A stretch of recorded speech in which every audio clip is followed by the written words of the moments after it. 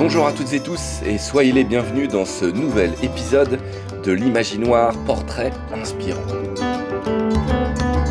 L'Imaginoire est une émission réalisée en étroite collaboration avec des familles touchées par la déficience visuelle.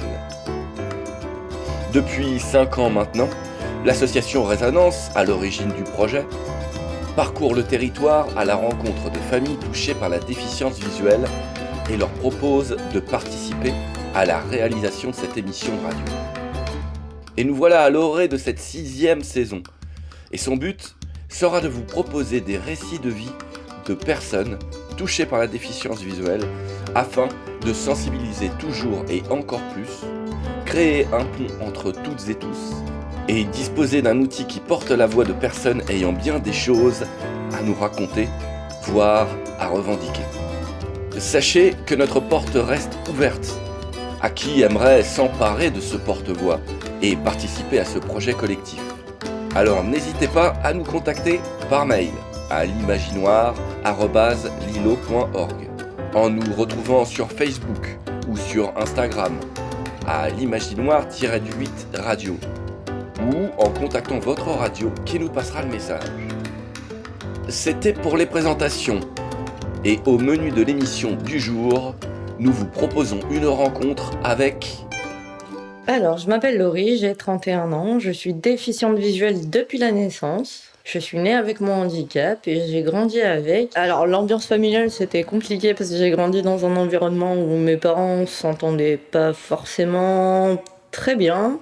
J'ai par contre eu la chance d'avoir des parents qui m'ont toujours poussée à vivre avec mon handicap, qui ont toujours fait le maximum pour que je puisse me débrouiller toute seule par moi-même. Mes frères et sœurs aussi d'ailleurs. J'habitais dans la campagne du nord de la France, entre Lille et Douai. Vitry-en-Artois, c'est pas bien grand mais c'est pas bien petit non plus. Voilà, j'habitais un peu dans une cité où tout le monde se connaissait, donc c'est vrai que j'étais un peu la petite protégée parce que mon frère avait beaucoup de connaissances, ce qui m'a permis de faire pas mal de conneries, disons. J'étais pas la plus sage du coin, mais bon. Avec mes frères et sœurs, on a un grand écart d'âge. Avec ma sœur, j'ai 15 ans d'écart et avec mon frère, j'ai 10 ans d'écart. Je parlais plus ou moins bien du coup avec les petits frères et petites sœurs des autres. Il y a eu les hauts et les bas, parce qu'il y en a autant qui profitaient de mon handicap pour me faire des sales coups comme des enfants, quoi, des enfants normaux, j'ai envie de dire. Et puis il y en a d'autres qui m'ont pris vraiment en affection, avec qui j'ai encore de très bons contacts, grâce à qui j'ai pu vivre une enfance des plus ordinaires selon moi. Alors en scolarité, j'ai fait une maternelle en intégration, comme on disait à l'époque. Ensuite, en CP, je suis partie à l'URDV de Lille en internat. Ça a été très très très compliqué au début. Jusqu'en CE1, c'était la crise le lundi matin quand je prenais le taxi pour partir. C'était la crise de la crise. Je sais pas comment ils ont fait pour supporter ça. Vraiment. J'ai toujours été bonne élève. J'ai eu la chance d'être scolarisée à l'époque où il y avait des moyens au niveau des éducateurs de l'internat, où les éducateurs étaient formés au handicap, où même les éducateurs essayaient de nous faire le maximum de choses. Ça passait par des ateliers travaux manuels, ça passait par des sorties ciné, ça passait par des sorties culturelles, au musée, en forêt le mercredi après-midi, des balades à la citadelle de Lille, des ateliers cuisine, j'en passais des meilleurs. Et je me souviens en CM1, nos instits, dont je me souviendrai toute ma vie, et sincèrement c'est des gens que j'oublierai vraiment jamais. Ils ont organisé une semaine à la Villette à Paris. On faisait des ateliers et l'après-midi on faisait un peu du tourisme. Et là on fonctionnait par binôme, donc une personne qui y voyait assez bien et une personne qui y voyait beaucoup moins. J'avais trouvé l'initiative super plutôt que de tous nous former à l'arrache à la canne blanche en mode aller en avant Guingamp, et c'était quelque chose qui pour moi avait été une super expérience, quoi.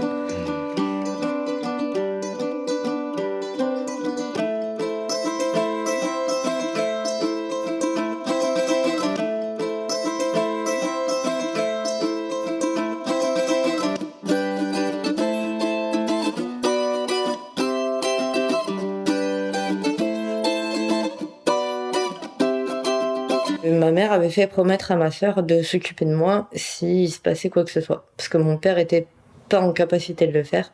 Ma mère est décédée en février 2002. Ma sœur m'a récupérée, donc en plus elle venait d'avoir un enfant. Enfin, son aîné avait même pas 1 an quand ma mère est décédée. Donc bon, ben voilà, jeune mariée, premier enfant, puis la sœur qui débarque. Bon, pas très simple. Et puis ben, en 2003, donc, mon beau-frère a été muté dans le sud. Qui dit mutation dit déménagement, qui dit déménagement dit perte de repères. Donc je suis partie de l'ERDV de Loos pour aller à Lauréat de Villeurbanne, à la cité scolaire René Pellet. Ça n'a pas été simple. Ça m'a complètement chamboulée et du coup ça a fait que les relations avec ma sœur se sont bien dégradées.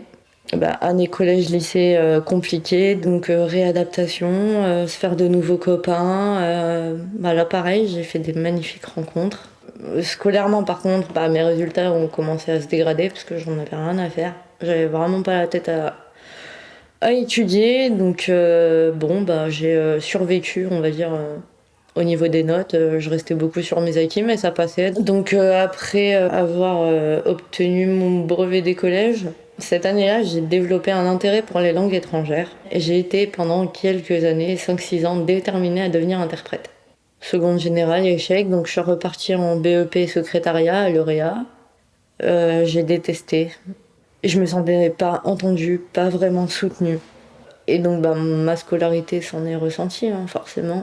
Heureusement que quand je suis rentrée en bac pro, ils ont ouvert l'option secrétariat, option européenne, donc avec des cours de secrétariat en anglais. En 2007, il y a un des éducateurs de la cité scolaire qui dit les gars, il y a 10 ans en arrière, on avait fait un premier voyage au Mexique, on va refaire l'expérience. Il y a des ateliers qui existent, on va monter un truc. Et on va essayer de faire ça en collaboration avec des musiciens, des circassiens, danseurs mexicains. Au début, moi, c'était quelque chose qui me parlait, ça m'intéressait, mais sans plus. Et donc quand j'ai commencé à en parler à ma famille, donc ma soeur déjà m'a dit non cash sans m'expliquer pourquoi. Alors qu'en fait à la base, c'était en partie parce qu'elle n'avait pas les moyens. L'éducateur du coup a tout fait auprès de mon père pour que je puisse partir. Et j'ai pu partir. Et là, autre révélation dans ma tête, je suis arrivée là-bas. C'était comme si j'étais chez moi en fait. Et je m'en suis pas rendu compte tout de suite. J'étais comme un poisson dans l'eau. En plus, j'avais eu donc des cours d'espagnol. Là, pareil, j'avais toujours un très bon niveau. Et ce qui m'a permis du coup de me faire des contacts et de garder des contacts avec des musiciens, danseurs et circassiens. Contexte que j'ai plus ou moins encore aujourd'hui, dont je suis très fière.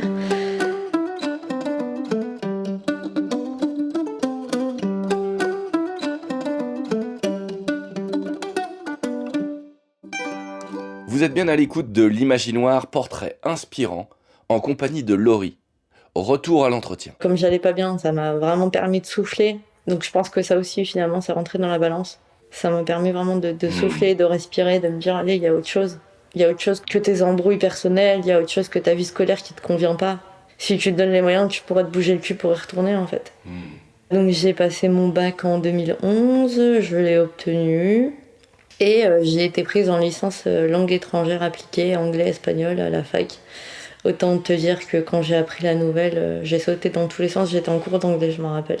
Enfin, j'allais faire quelque chose que j'aimais, quelque chose qui me parlait, les langues étrangères. Je voulais pas qu'on décide pour moi, parce que pour moi, on avait trop décidé pour moi. Août 2011, me voilà partie avec mes valises. Ça n'a pas été simple au début parce que j'avais pas 20 ans, donc j'avais pas encore mes allocations. Pour autant, il fallait que je vive et j'avais 100 balles sur un compte. Donc heureusement que j'avais des contacts parce que j'aurais pu être à la rue, mais je n'ai pas été à la rue. De par ma situation, il y a une éducatrice qui a décidé deux en fait, qui ont décidé de se bouger le cul pour moi et qui ont réussi à faire en sorte que je réussisse à avoir un logement Crous. En novembre, donc j'ai mon logement Crous, mais j'avais toujours pas mes allocations. Donc en gros, pendant 2-3 mois, tant que j'ai mes allocations, je payais pas mon logement Crous. J'étais déjà endettée, plus ou moins. Quand les allocations sont enfin tombées et que j'ai touché les rappels, j'ai remboursé ma dette. Pareil, époque qui aurait pu être compliquée, mais en fait, je l'ai pas non plus mal vécu. Parce que je savais ce que c'était déjà la vie, mais là encore plus. Donc première année de fac qui se passe assez bien. Et c'est en deuxième année que les choses ont commencé à basculer. La première année, en tout cas, la mission handicap avait le droit de regard sur les sujets d'examen et sur qui était DM, donc devoir à rendre. En fait, ils ont estimé que ça pouvait plus continuer comme ça parce que les sujets pouvaient fuiter.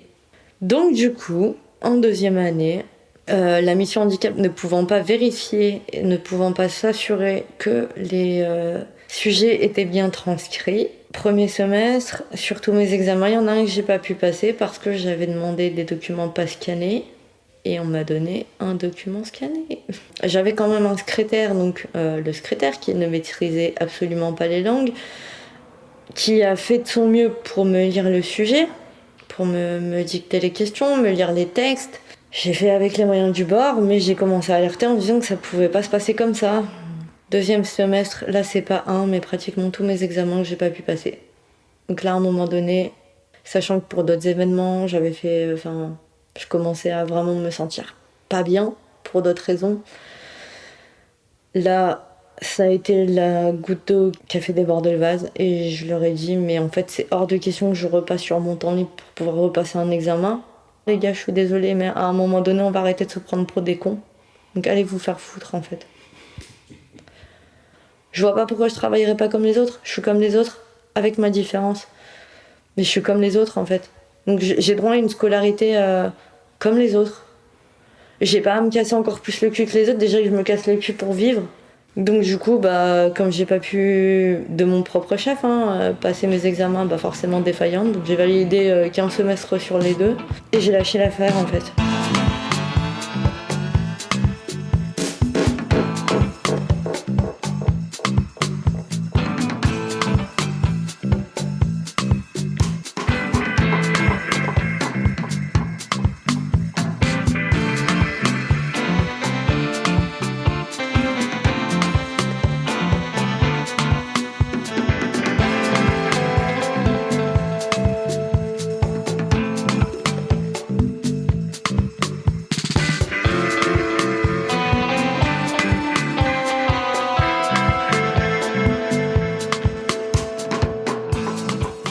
Vous êtes toujours à l'écoute de l'Imaginoire, portrait inspirant, en compagnie aujourd'hui de Laurie.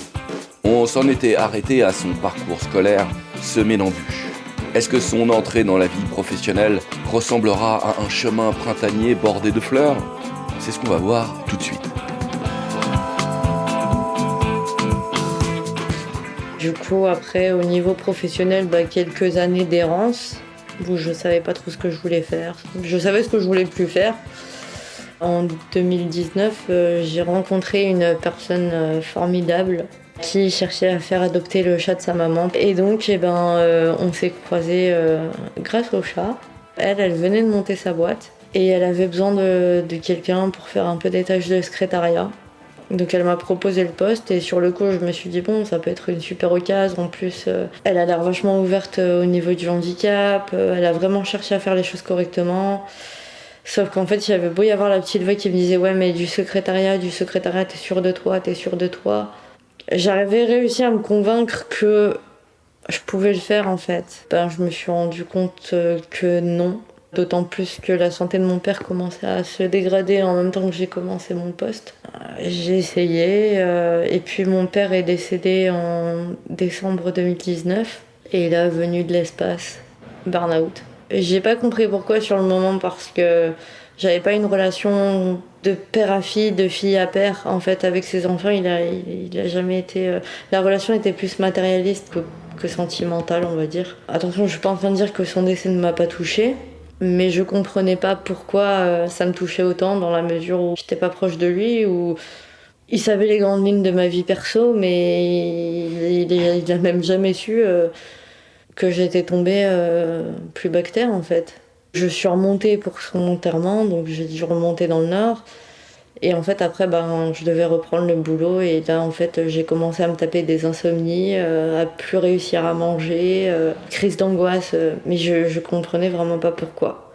Jusqu'au moment où, en fait, je me suis dit, mais merde, en fait, c'est juste la vie qui est en train de te montrer que t'es pas sur le bon chemin. Donc, j'ai démissionné de mon poste. Je pense avoir déçu quelqu'un qui, pour moi, est devenu une amie. Ça n'a pas été simple, mais valait mieux que ça se passe comme ça. Et là, par contre, je me suis dit, ben la fille, faudrait peut-être que tu te rendes service en fait et que tu fasses quelque chose pour toi. Parce qu'il y a des choses dont tu n'as plus besoin. J'avais entendu parler de l'hypnose, donc je me suis dit, allez, lance-toi. Va commencer ta vraie thérapie. Vas-y, parce que là, tu peux pas continuer comme ça. Et donc, je suis allée voir un hypnothérapeute. J'ai fait ma première séance et il m'a mis en face des choses.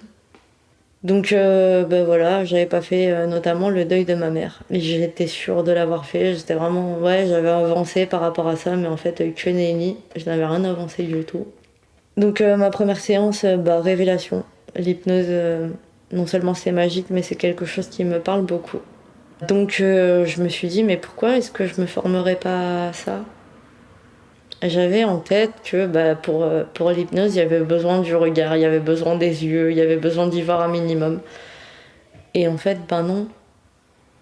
Et mon thérapeute m'a même dit, mais moi des fois je ferme les yeux, enfin je regarde même pas forcément le patient des fois, et pourtant ça fonctionne. Donc je cherche un peu des écoles qui forment à l'hypnose. Et je vais en voir une première à Lyon. Je citerai pas le nom parce que bah, eux, j'ai été à deux doigts de leur faire un procès. Donc je rentre en contact avec eux, je leur explique mon cas. Et la secrétaire me dit, bah écoutez, on fait des soirées une fois par mois. Venez dans nos locaux, comme ça vous pourrez rencontrer la formatrice. Normalement, votre handicap devrait pas poser de soucis. Et en septembre, me dit allez, je saute le pas, je m'inscris. Je reprécise au secrétariat que je suis une personne porteuse de handicap visuel, que faudra les cours en PDF ou en format Word, machin. Oui, oui, pas de problème. J'arrive le premier jour. Donc on fait le tour de table où on se présente chacun et après la formatrice nous dit bon bah on va faire une petite pause. Donc moi je sors, fumer ma clope, commence à discuter. Et là, la formatrice qui me dit est-ce que je peux te voir 2 secondes en privé? Oui, oui, bien sûr, pas de souci. Moi, je me suis dit bah, elle va vouloir me poser 2, 3 questions. Et là, bah, en fait, j'ai sauté 10 étages. Elle me dit bah écoute, je viens d'avoir la direction en ligne et en fait, je suis désolée, mais on peut pas te former. Tu comprends, je pourrais pas forcément prendre le temps de venir vers toi, de m'assurer que tu comprennes bien les choses, de te décrire parce que vous êtes nombreux, donc là, je me suis sentie humiliée comme Jaja. Parce que du coup, tous les autres étaient rentrés, que moi j'ai dû ranger mon ordi, ranger mon matériel et prendre la porte en fait. Et tout le monde me regardait. Et là, je me suis dit, mais qu'est-ce que c'est que ce bordel, quoi? Je vais encore une fois pas pouvoir me former, ça va se passer comment? Je me dis, bon, allez, c'est pas grave, rentre chez toi, fais appel au défenseur des droits, parce que là, t'as été victime de discrimination et. Donc j'ai monté un dossier et à mon grand désarroi, il a encore fallu que je leur cours après. Donc à un moment donné, bah pareil, je me suis dit allez c'est bon, lâche l'affaire. Lâche l'affaire parce que tu seras soutenu mais dans 10 ans en fait. Débrouille-toi pour essayer de te former ailleurs en fait. Je suis allée me former du coup à Avignon. Suite à l'enterrement de mon père, avec ma soeur on a commencé à se reparler. Et à retrouver une relation de sœur à sœur. Et donc du coup, j'appelle ma soeur, je lui dis ouais, bah, écoute, je vais me former à Avignon. Est-ce que ça te dérange de venir me récupérer à la gare et de m'amener à tel endroit où, enfin, parce que je vais prendre une chambre d'hôtel pour éviter de t'embêter trop à m'amener à droite à gauche. Ça a vraiment fait bizarre parce que ben Avignon, ça a été le lieu entre guillemets de la vraie discorde. Et bizarrement, bah, ça a été le lieu aussi qui a vraiment permis de reconstruire quelque chose avec elle. Parcours de vie, pour le dire gentiment. Chemin cabossé. Mais on connaît toutes et tous plus ou moins ça. Mais pour les personnes porteuses d'un handicap, vous y aviez déjà réfléchi. Vous vous êtes déjà mis à leur place? C'est une des raisons de l'existence de cette émission. Sensibiliser toujours et encore. Faire avancer notre compréhension. Faire avancer notre vivre ensemble. Allez, on retrouve une dernière fois Laurie. Vous êtes bien à l'écoute de l'Imaginoire, portrait inspirant. Retour à l'entretien. Des fois, la vie fait bien les choses. On m'avait orienté vers un premier centre équestre à Vienne en me disant mais eux ils ont le label comme quoi ils prennent des gens handicapés, donc franchement va là-bas, je donnerai pas le nom.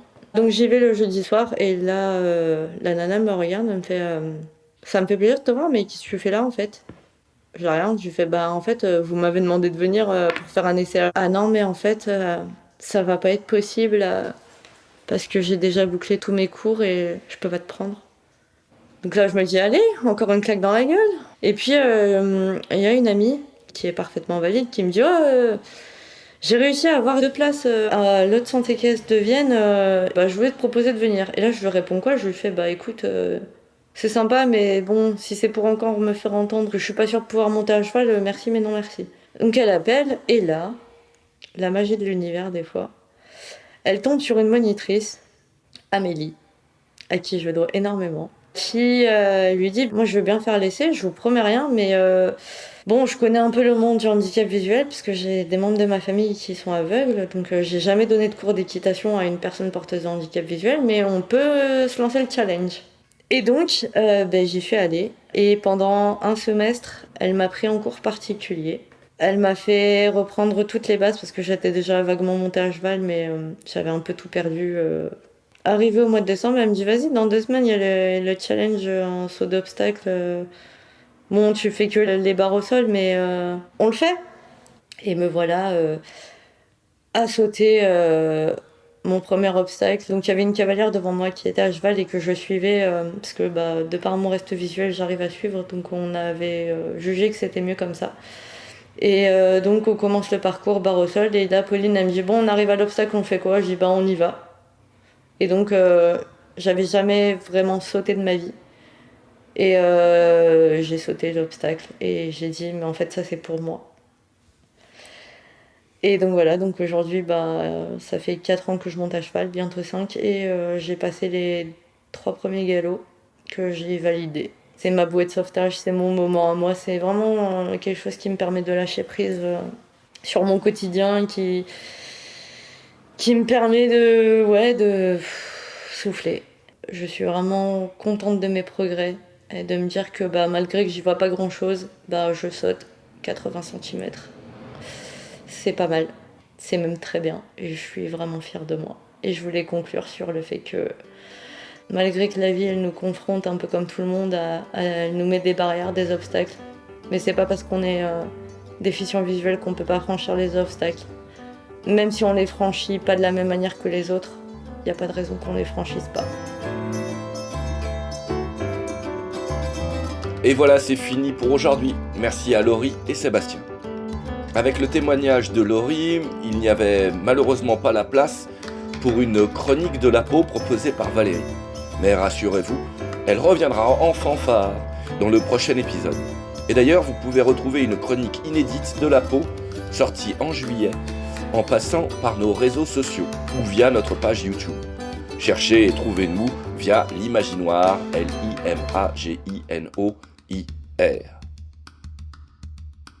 Alors comme expliqué en début d'émission, l'Imaginoire est une émission outil en forme de porte-voix pour toutes les personnes touchées de près ou de loin par la déficience visuelle.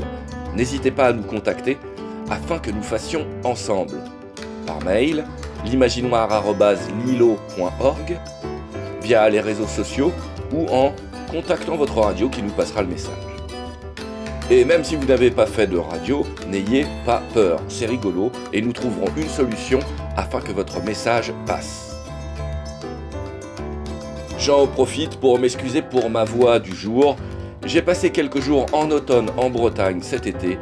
J'en suis revenu avec une petite bronchite, mais ça ira mieux la prochaine fois.